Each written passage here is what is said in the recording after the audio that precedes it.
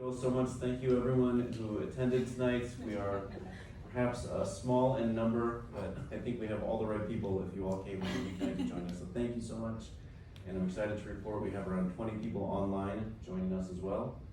My name is David Carell. I'm a research scientist here at the MIT Center for Transportation and Logistics, and I lead this annual effort along with a great team of students and researchers and thought leaders, the people who you'll meet here tonight for the panel.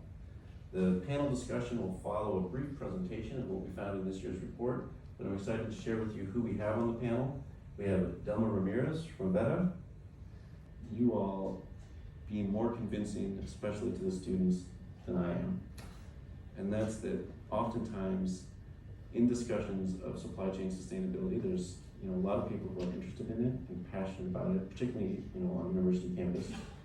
But then there's people that are skeptical that companies care, and that the community of companies, the broader community or the average company really cares about supply chain sustainability. So I wonder, outside of if you personally believe they should, in your practice, do you think the companies that you work with are taking sustainability seriously?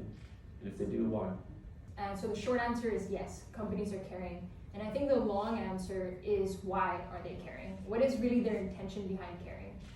In my experience with the clients that I've spoken with, there's varied intentions. Sometimes it's social pressure, sometimes it's market advantage. They see other companies doing it, so they feel like they have to, if not, they're missing the bus, right? They're missing a huge market, essentially. Another reason is regulation. Some of these companies don't, they care because they're being regulated. And even though that's not, what we all want to hear, that's sometimes the truth. And then lastly is if the board and leadership is actually, they see long-term value in sustainability, if they're wise enough to realize that over time, it'll reduce turnover, it'll cost savings, then yes, then they will care. So I think there's many reasons why companies care, and we should be, astute to why that is. We had an increase in respondents who reported indirect involvement with supply chain sustainability, which I read as confirmation of your point. More people are saying, it's not my job title, it's just part of everything else I have to manage under my same position. I want to follow up on the way you started the comment, Rachel, and said, well, what is a company and what are they for? Because there's, the Wall Street Journal called it the great ESG backlash. Yes. And their argument was that investors are only responsible for the profitability of the firms. And so I wonder if this group could speak about investor pressure, where it comes from. Is it investors trying to change the world? Is it investors being protective of their brands? Where do you think the pressure comes from, and does it fit with the idea of protecting the value of the firm as the investor? Yeah, I think that's really interesting. Actually, before I was in supply chain, I was in asset management for sustainability. And when I would talk to different LPs and people from the financial industry, they would say, we've always done ESG, but now we're improving it. And so I was curious, I was like, how so? They say, we used to do values-based investing. We used to say, we don't invest in tobacco, we don't invest in alcohol and other types of investments. But now we're not only excluding certain industries, but now we're awarding positive points, if you will, to those players who exert operational excellence. I also had the opportunity to kind of look through all the ratings, which was really interesting, whether it be S&P Global or Sustainalytics, or there's so many ratings now. And the really interesting finding in terms of their methodology was supply chain is not actually integrated into their score. And as investors are now getting more interested in understanding that type of metric, because of course they want returns, they want to de-risk that aspect of the business. Currently, they're only, ESG rankings for investors are only very top level. So they're looking at internal, let's say McDonald's internal environmental practices, internal social operations and governance. They're not actually looking through their entire supply chain, and there's no metric for that. And right now the investor conversation is, where do you actually put that in, right? Is that a different score within itself? Is that part of E, S, or G? It's all of it, right? So I think it's been a really interesting experience kind of talking to clients about that. and then clients trying to influence their suppliers on providing that data, right? So I think a lot of times there is that investor pressure, but translating that pressure into results, into data is a different conversation in and of itself. And what would that look like? So I think that is definitely there, the interest is there, but it's definitely an evolving industry, right? As they themselves say, we started value-based investing and now we're ranking ESG, and what even is that? And it's being politicized, and so maybe trying to change that word to something else more resonating with the marketplace. The next one, and thank you for letting me kind of probe at the beginning on the, perhaps defensive posture questions. On another one, I wonder, so often when we read about sustainability in the newspaper, what we read about is a problem, something bad that happened, something that, a company made some sort of mistake or environmental transgression. I wonder, do you all have examples that you look to, or you share with your colleagues, or maybe just look to personally when you think, but this was good, like this project that I'm on works, or this is a step in the right direction? What are some of the sort of actual projects or stories that you've heard about or been a part of that you think are examples of steps in the right direction? Yeah, I think, we do hear a lot of negative press. When a scandal in sustainability happens, it's front news. Like, oh, this is, H&M, for example, was on the news recently. They're false advertising. They're saying, that X% of their products are sustainable, but they're not. And so you see a lot of this, and it's really easy to get disheartened, I think. But in reality, there's a lot of organizations, really small players, to be quite frank, more than the large organizations who are doing a lot. And it's, from my experience, it's easier to pinpoint. It's like it's clickbait, right? It's easier to point out what's going wrong than to publish what's actually going right. And so internally in Avetta currently, we have an organization who had no idea how to measure their greenhouse gas emissions. Really had ambitions to do so, but internally they didn't even have a sustainability expert. And through working with them over a period of time, they were able to map 30% of their Scope 3 emissions. That's Scope 3 is their supply chain emissions, and really 30%, some people might say, oh, that's not a lot, but it's a lot of work. It took a lot of work, it took a lot of patience, a lot of back and forth, especially making sure that the data was correct. So to me, that's a victory, right? 30%, again, might not seem like a lot, but when you realize all the resources and time invested, I think that should be actually, celebrated. If you're interested in a lot of organizations that are doing the best or well, I would look into B Corps. B Corps all over the world are literally, the best examples that you can go to in terms of sustainability. They're, really meeting expectations. So a B Corp, for example, is Ben & Jerry's ice cream. They, they have a lot of sustainable practices, grass-fed cattle when they get their milk. They partner with organizations that are doing a lot of social work for their brownies, etc. So I think there's a lot of examples out there if you're willing to look for them and not just go with what's out in the news. Yeah, definitely. Any comments you have on the use of carbon offsets? Is that, maybe it's not the thing you're most excited about, but do you think it's a tool in the arsenal of a firm trying to be more sustainable? Or some people think that it's sort of a cop-out and we shouldn't start there. Anyone have any strong thoughts on the use of carbon offsets as tools in supply chain sustainability?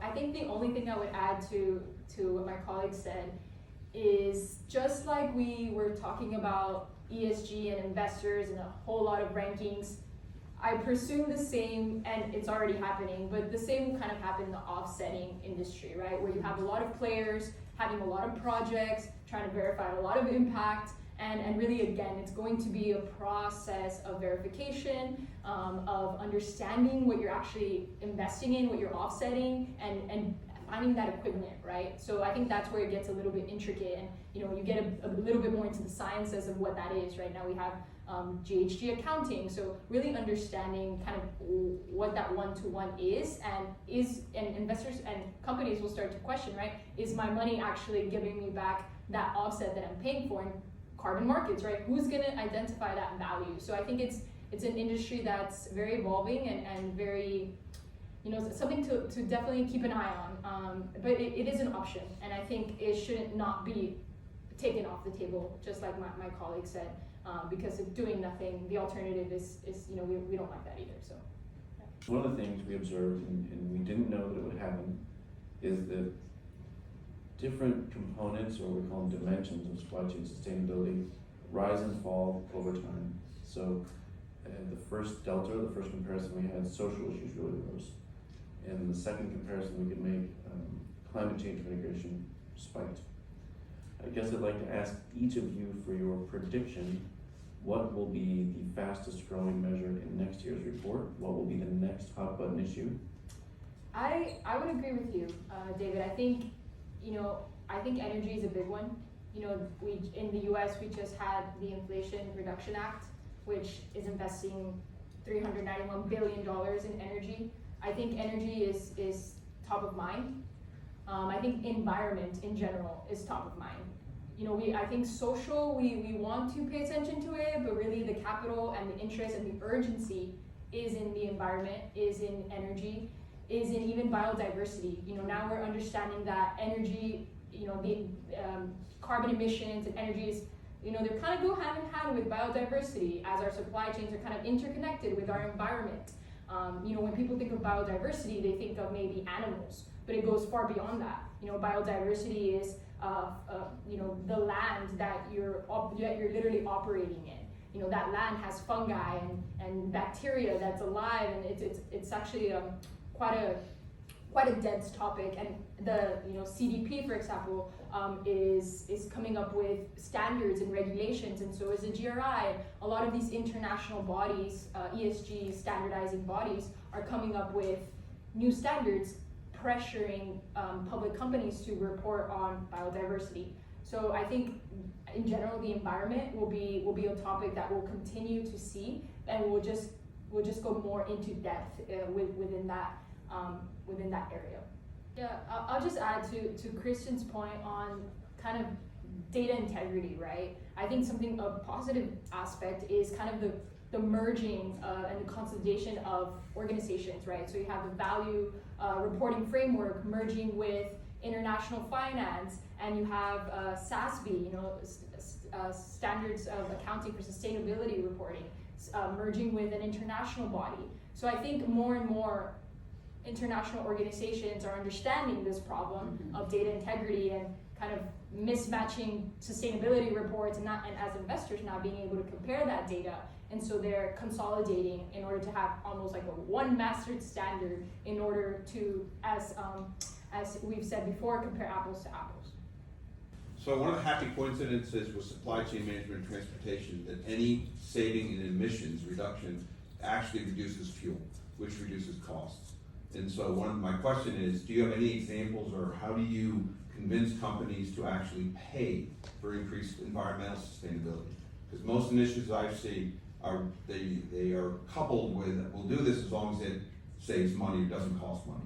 Can you give examples where companies have been able to pay for better environmental sustainability? Yeah, I would just add to that in the sense of, you asked how do you convince, and so Christian said, it's a flat line, it's expensive, right? But that's it. And so I think a lot of the times what we've encountered is that you really have to have hard conversations. You have to talk about values, right?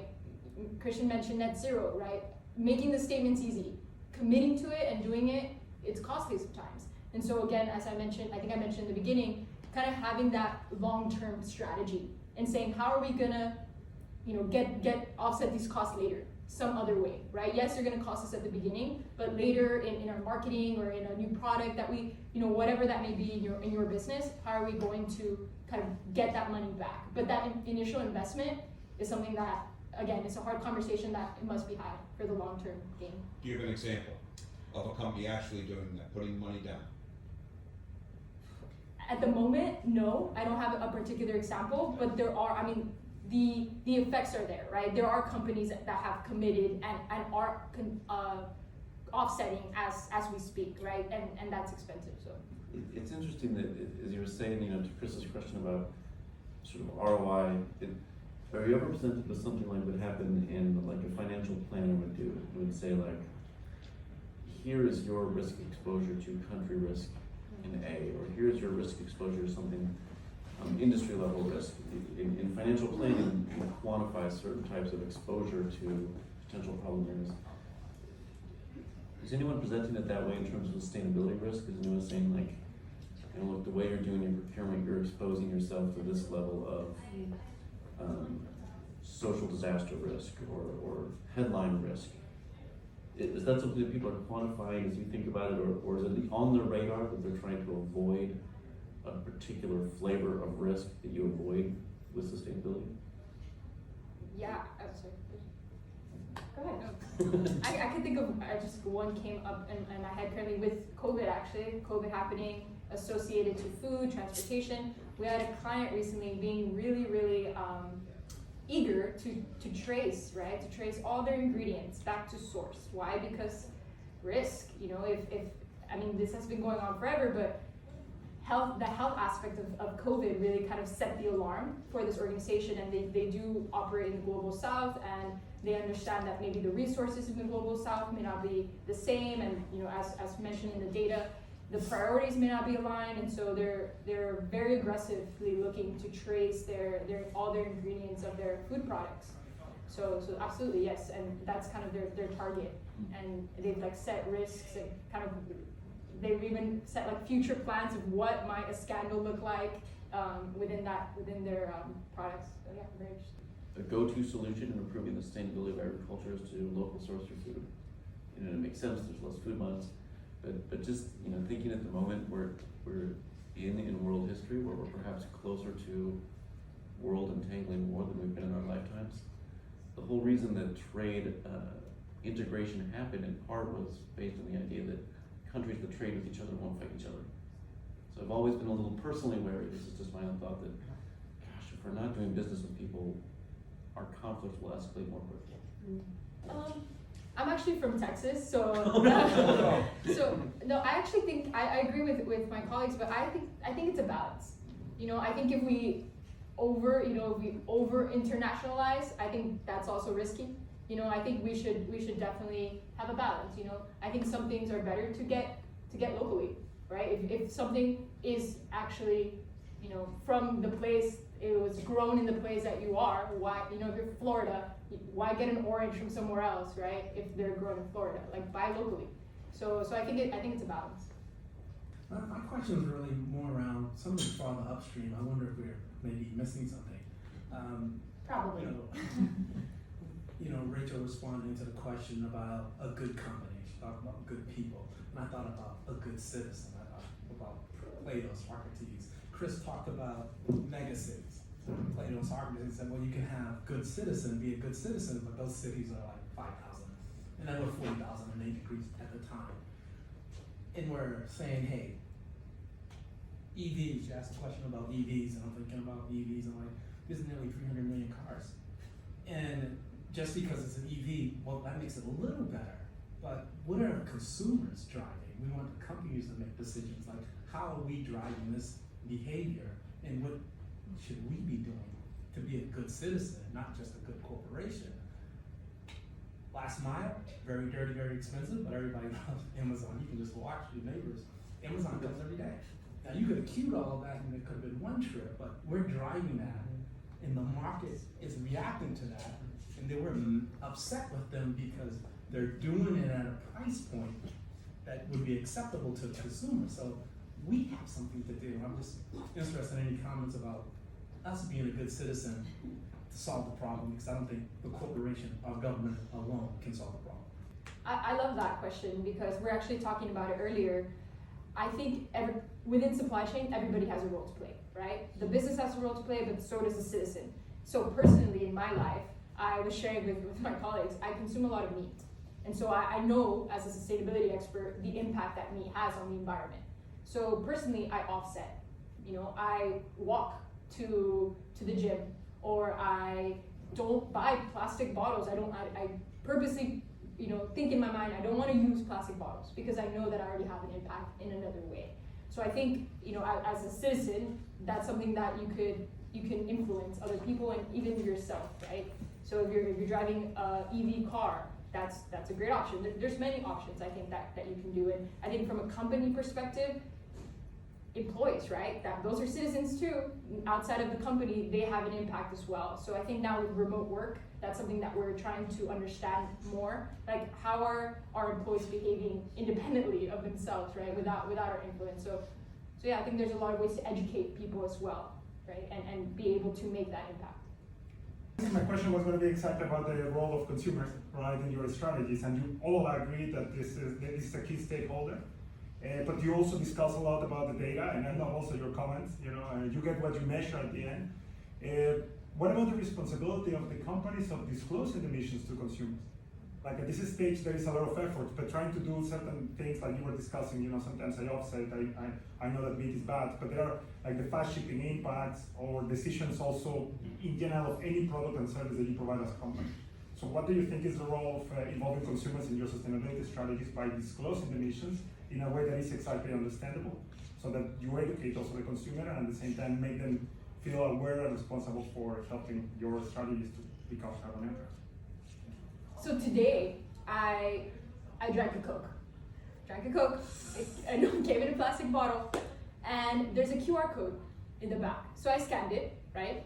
And there's a huge list of sustainability initiatives. But I'm a sustainability professional, right? I understand what this means. And I was reading it, and I was like, wow, my Uber driver here, I had a conversation with him about sustainability. And he said, really, what are microplastics?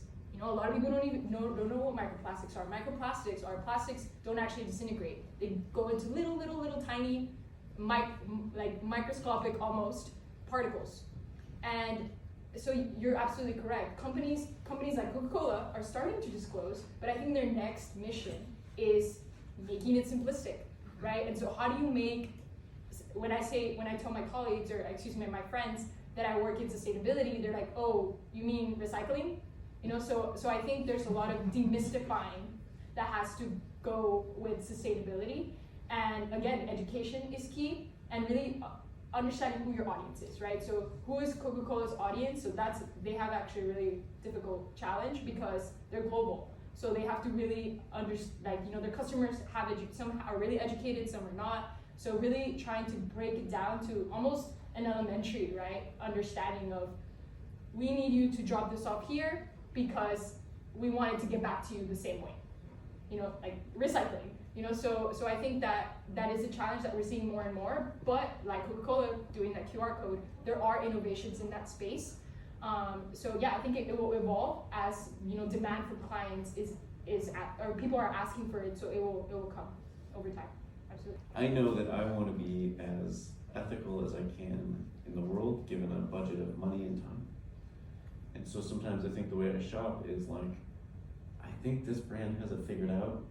Like, they could give me a bunch of data, but I'm probably not going to read it. What I'm really going to do is say, to pick on Christian's Fest, Patagonia, they got it figured out. And so I'm wondering, maybe starting Della with you, because I know in addition to your professional work, you're telling us you also do outreach work through your blog and that kind of thing.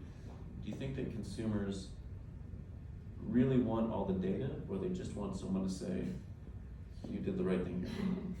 Yeah, that's a great question. So I see Patagonia socks there as well. And I think yeah, they just want someone with credibility to tell them, hey, this is the brand that you should buy because this is sustainable, right? And the problem with that, unfortunately, is that there's a lot of greenwashing, right? I think we all are familiar with that term. Companies saying that they do stuff when they actually don't, and so it takes an expert to read a 48-page report, and understand what is really going on in this company. And so I think it's a journey, and I think in order to do that, you need to identify what professionals or what experts are you trusting, right? And is that company really showcasing who they really are? And again, that's kind of you have to kind of vet them through a third party, not themselves, right? So if you look at a campaign, you're like, is that really happening? So then you look at third-party commentators, reviewers that you trust, and then you kind of go with that. I definitely don't think that a fast-paced consumer is really going to take time to read a 48-page report that, say, I don't know, Coca-Cola publishes, for example. Definitely not. or how to interpret that perfectly, right? That's coming from Coca-Cola, and they're telling the story they want to tell with that to an extent. Yeah. So that's, kind of to the previous question is those sustainability reports are now geared more and more towards investors, right? Towards people like us. They're not for the public. I think before when there was CSR, they were for the public. They were more user friendly, if you will. Now you can, Google Intel's sustainability report. It's really long and it's really complex. They've actually linked greenhouse gas calculations to it. Like, it's work. It's like going back to school almost. Having to understand all those metrics. So, yeah, I definitely don't think that that's a resource for the average consumer. My question is, are we diluting the environmental side by lumping in other things? Because I think everyone can say what is more environmentally better. I think we all kind of know whether we pay for it or not. But social, to your point, Dylan, is very different. So Ben & Jerry, what they did socially responsible was not what Unilever, their parent company, thought was. So social is really fuzzy. So do you think that makes it harder for you to get the sustainability message from the environmental? Or how do you deal with that? Because social and governance are really in the eye of the beholder. Yeah, I mean, personally, in my personal life, when I try to translate environmental aspects, it's as you mentioned, because it's easy to grasp. That's how you actually grab people's attention. In my experience, not only professionally but also personally, when you do get to social topics, they're quite sensitive to talk about. So social topics in general concern human rights. Human rights are different all over the world, and so policies for international companies are different all over the world. I used to live in Dubai, and Dubai's human rights policies are very different than the US, and even their benefits are different. So, having that conversation with my colleagues of, hey, this is not right. You shouldn't be treated this way. You should have, a quarterly review. And let's say this organization doesn't have one. That is almost, what is the best practice in a social environment is so varied that it becomes a question of where's your company headquartered, and if that company is international and it's headquartered in Europe or in the US, they're more likely to, now with regulations, by the way, not before, now with regulations, because they have to report, they're more likely to implement those policies abroad. Otherwise, they don't, because they don't have to. And again, going back to, I think you mentioned Alexa's statement of sustainability is the opposite of profitability. I think from a social perspective, it becomes more complicated because people, from my experience, people are willing to accept certain treatment because that's their culture. And I don't think that's good or bad, I just think that it's different. And so sustainability from a social perspective, again, can be a very sensitive topic, absolutely. My second question is a little bit on a product side, right? For example, if you look at automotive, like shifting from a conventional to EV tech, it actually pushes a lot of sourcing globally because you don't have a lot of raw materials here. Obviously, supply chain emissions is going to be pushed up because of the increased transportation. But at the end of the day, if you look at a product, there's going to be a lot of emissions reductions. So my question is, do you see that kind of a trend where supply chain emissions gets pushed up, but overall, if you think there is a lot of emissions coming down, do you see the kind of? Yeah, I think the only thing I'd add to that is companies are doing really interesting, innovative things. So for example, containers, right? They're shipped to customers and then they have a contract with TerraCycle to reclaim them and use them again. And so that's a lot of shipping, right? Again, that's a lot of shipping of the containers, and is the recycling really paying off, right? Is your essentially your question. And kind of to Christian's point, we don't know yet. And so that's concerning, right? A bit, but we're taking this initiative with the assumption that it will, right? Because the production of that plastic, of that container, of whatever it may be, is assumingly higher than reclaiming it. But again, the emissions, and are you offsetting? And so I think there's a lot of variables that come in, right? So how is that being shipped? And so I think really going back to that data and being able to trace it and really understand the way your supply chain is working over a long period of time, and then we give the data to Dave, and then we'll be able to answer that question. But I think currently we're just trying to innovate get the data, and then optimize. Innovate, get the data, optimize. This is kind of the cycle that we're kind of running within sustainability. Transportation as an industry and many other industries have unionized labor. How do you see that affecting goals of sustainability? So for example, Port of LA, they could automate more, could be a little bit more sustainable. They have unionized labor. How do you see that playing into the longer goal? Yeah, I think the only thing I would add is you mentioned efficiency, and I think over time we see it more efficient, right? The data has proven that reducing turnover is more efficient. Listening to your employees and understanding their health and well-being, making them healthy, right? If an employee is sick, that's not efficient, right? They're not working. So I think part of taking care of the employee is efficiency, right? And so I think, again, being able to measure that, right? How often are your employees getting sick? How high is your turnover? What is the productivity actually, and not only the working hours, right, of your employee is a big aspect there.